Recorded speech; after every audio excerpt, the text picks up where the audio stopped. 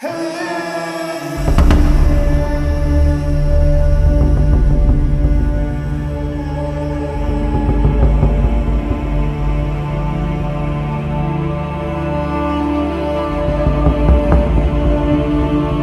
will hear a man called Ken talking on the phone to a friend called Liz about holiday accommodation.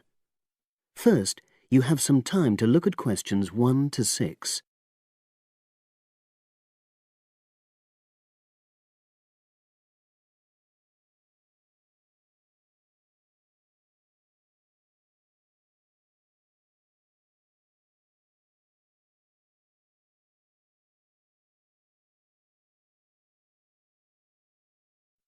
Now we shall begin. You should answer the questions as you listen because you will not hear the recording a second time. Listen carefully and answer questions 1 to 6.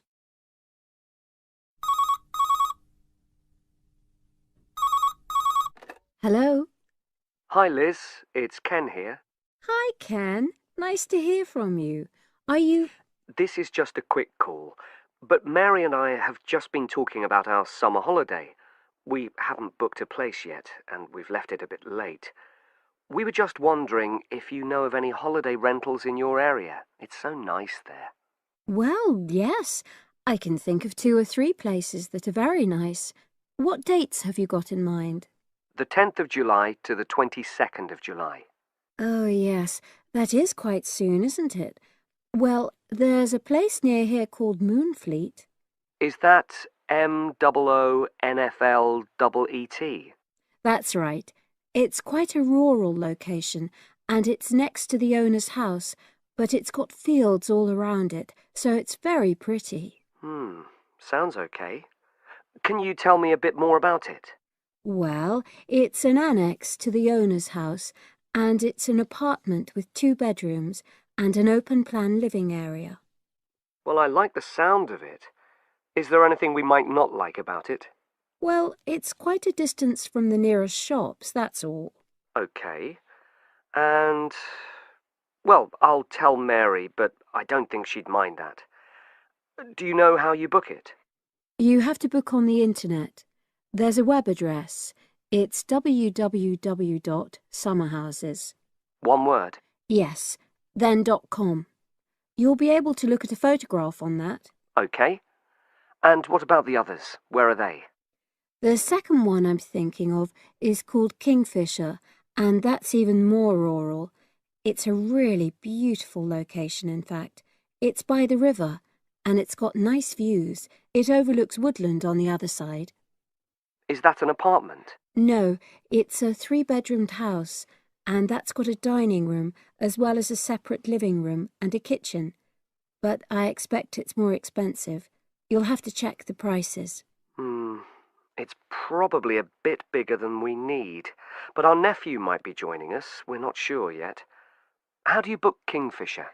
You have to phone the owner directly. Shall I give you the number?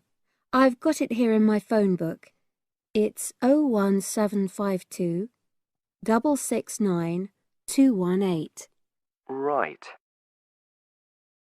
Before you hear the rest of the conversation, you have some time to look at questions 7 to 10.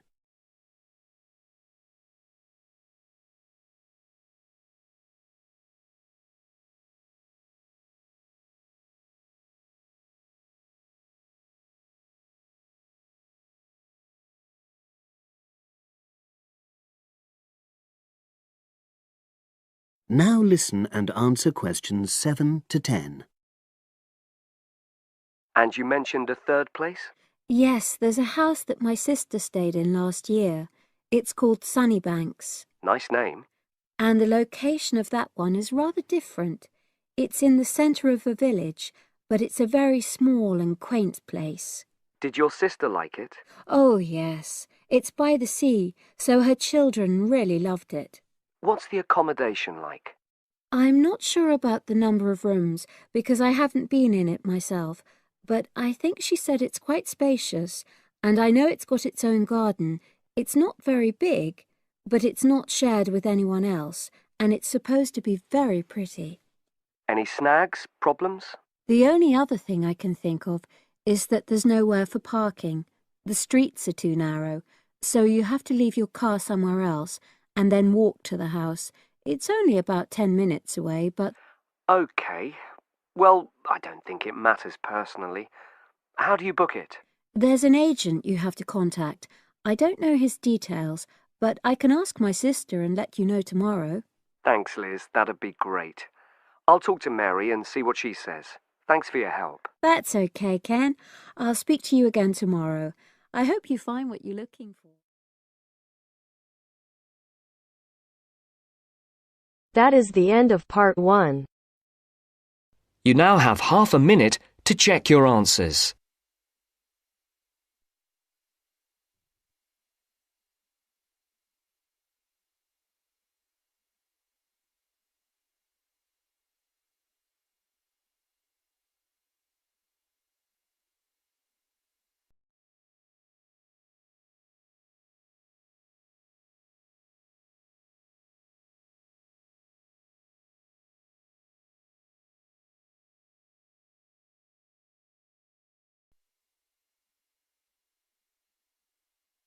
Now turns to part 2. Part 2. First, you have some time to look at questions 11 to 17.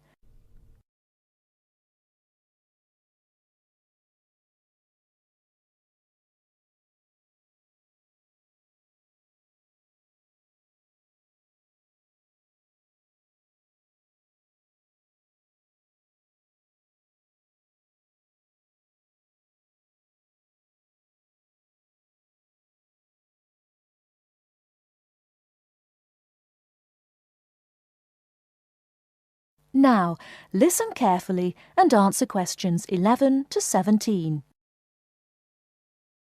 Hello, and thanks everyone for coming here today. I know it's always a bit stressful going for a job interview, but it's best to be prepared. For any of you who may not know me, my name is Fiona Ogilvie, and my job is to offer guidance and support for students with special needs.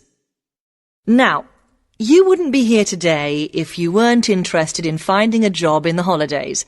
So let's get down to it and see what things you need to be looking out for.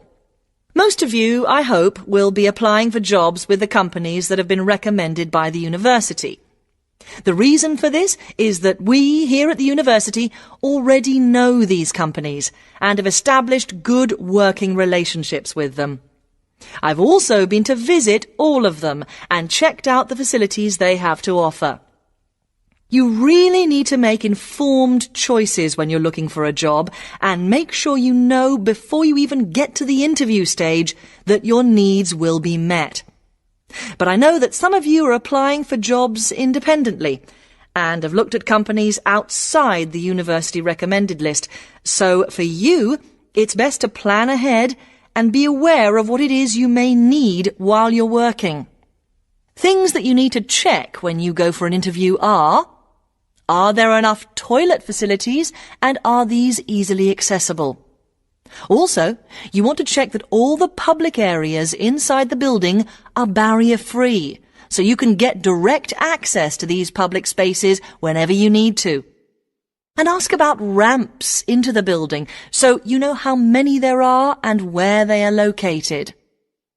These kinds of things are so much more difficult to sort out when you've started work, as they take time. But ramps are an absolute must, so please make sure you know where they are. Another thing you must make sure of is that the lifts have the correct lowered control panels. Ask if all the lifts have this facility or if it's only certain ones. Now, something I think that is often overlooked is working hours. What you want to make sure of is that you get flexi time. This basically means that your working hours are flexible and you can clock on and clock off in times that suit you. Within reason, of course. Most companies do recognise that it takes much longer for someone in a wheelchair to get on and off buses and trains. Public transport can take that much longer, so you need to be organised and prepared. And for those of you lucky enough to own a car, check how many disability parking spaces are available. Remember that it's your right to have a disabled parking space. These also need to be near enough to a wheelchair accessible entrance or ramp. OK, are there any questions before we move on? Before you hear the rest of the talk, you have some time to look at questions 18 to 20.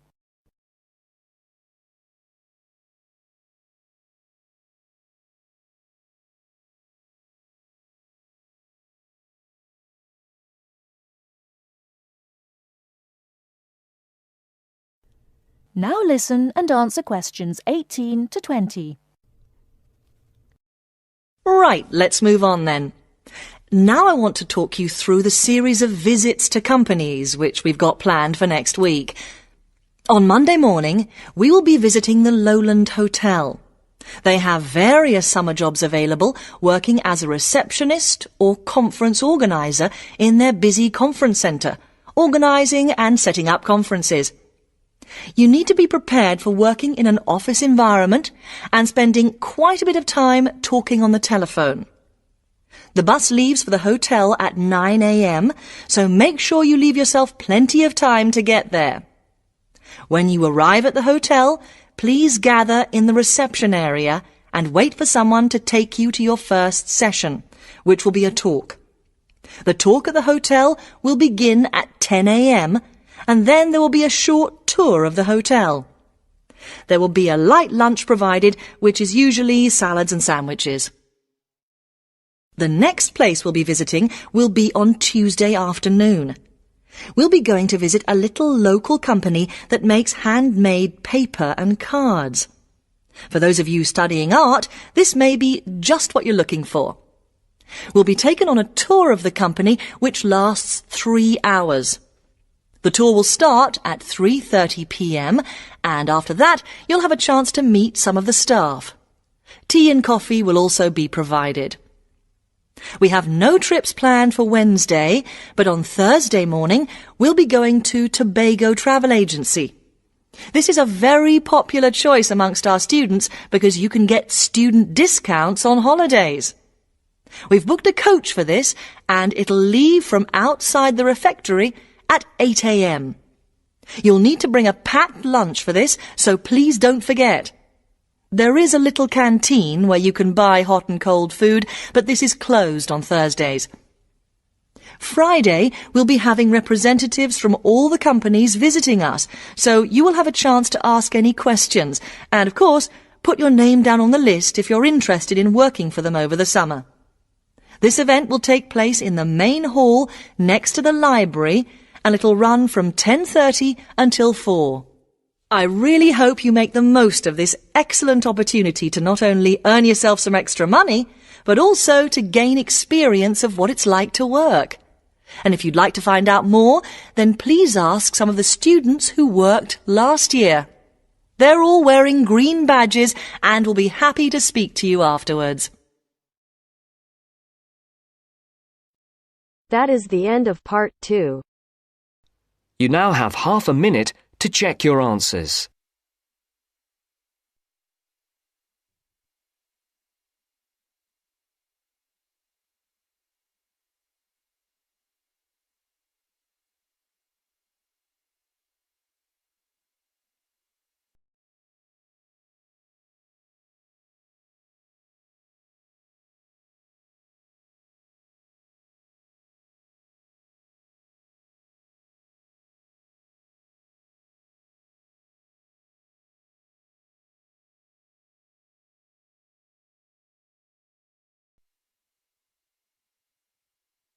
Now turns to part 3. Part 3. The next important development in how history is recorded came with print. First, you have some time to look at questions 21 to 25.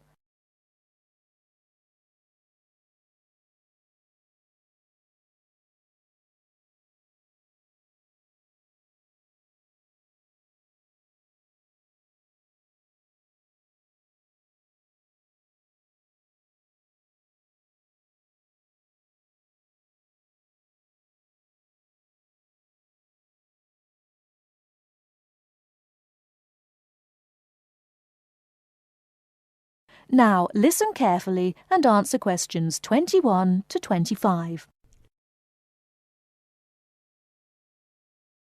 The next important development in how history is recorded came with print. In the 8th century, the Chinese invented paper and woodblock printing. Remember that up to this time, very few people could read and write, and so only a very small number of people could understand written history. Suddenly, many books appeared, and many more people learnt to read. In the 14th century, the first printing press was invented in Germany. This reduced how long it took to produce books. The new printing technique quickly spread to other parts of the world. More books appeared, and even more people learnt to read. The first printed newspaper appeared in 1605, and the first daily newspaper in 1702. Now, people could read news stories soon after the event happened, and every event was recorded and stored. The problem with newspaper history is that newspaper reporters could tell the stories they wanted to tell, and not necessarily the truth. Photography was the next important development. We generally agree that photography was born in 1839. Some of the earliest photographs that the public saw were images of the American Civil War. Before you hear the rest of the talk, you have some time to look at questions 26 to 30.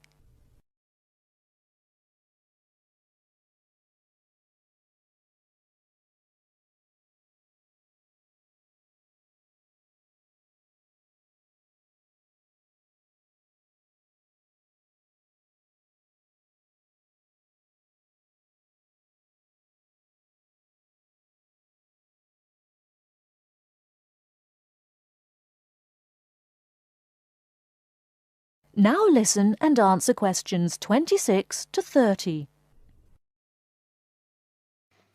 People were shocked by the photographs of dead soldiers, and for the first time saw the reality of war. By 1850, photographs appeared regularly in newspapers, and people now expected the truth. At the end of the 19th century came the first motion picture camera. Soon, history was being recorded as moving images. In the 1930s, television brought moving images into people's homes. More and more people saw history as it happened, and more history was recorded. Today, of course, we expect that every event in the world is recorded. Satellite TV and the Internet allow people to watch any event, anywhere in the world, as it happens. It doesn't matter if the TV cameras are not there. People carry around mobile phones and can record any incident and then share it online. Families have their own video cameras and record their own history. Children now grow up watching their parents and grandparents on film. I'm sure you'll agree that the transition from storytelling to what we have today has been dramatic, and I hope that... That is the end of part 3. You now have half a minute to check your answers.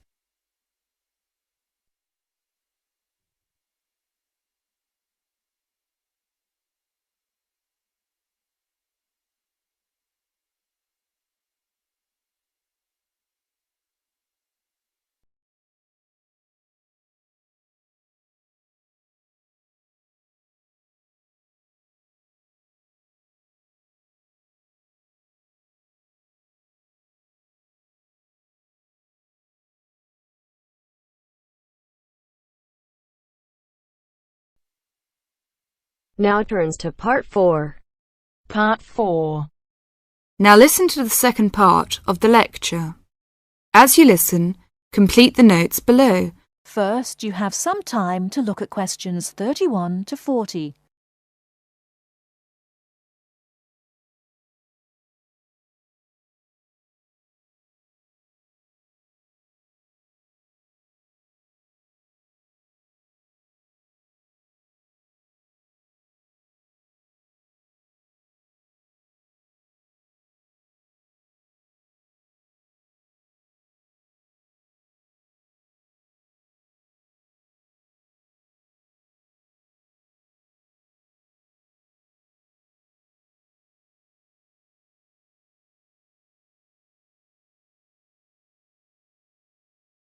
Now listen carefully and answer questions 31 to 40. Now let's turn to shopping, which may interest you more. In general, shops open at 9 o'clock in the morning and close at 5:30 in the afternoon. In country towns and quieter suburbs, smaller shops close for an hour at lunchtime, and once a week there tends to be an early closing day when most shops shut during the afternoon. Many cities have a late night once a week when shops stay open until approximately 8 o'clock in the evening. You should ensure that anything you bring into the country, such as travelling irons, heated rollers, hair dryers and electric shavers, can be used on the standard British voltage, which is 240 volts, 58Z. Many hotels will, on request, be able to supply adapters for electric shavers. When you travel, you may want to send postcards home. Stamps can be bought at post offices throughout Britain. They are open from 9 o'clock to 5:30 Monday to Friday, and until 12:30 on Saturday. Stamps can also be bought at postal centre stamp dispensers, at large stores and major tourist attractions. For posting letters, you don't have to go far before finding a red painted letterbox. Alternatively, use the letterboxes at post offices. You may ask how much to tip in hotels and how much it is for a taxi. There are no fixed rules on tariffs about this, and the following is intended only as a guide to customary practice. Most hotel bills include a service charge, usually 10 to 12%, but in some larger hotels 15%. Where a service charge is not included, it is customary to divide 10 to 15% of the bill among the staff who have given good service.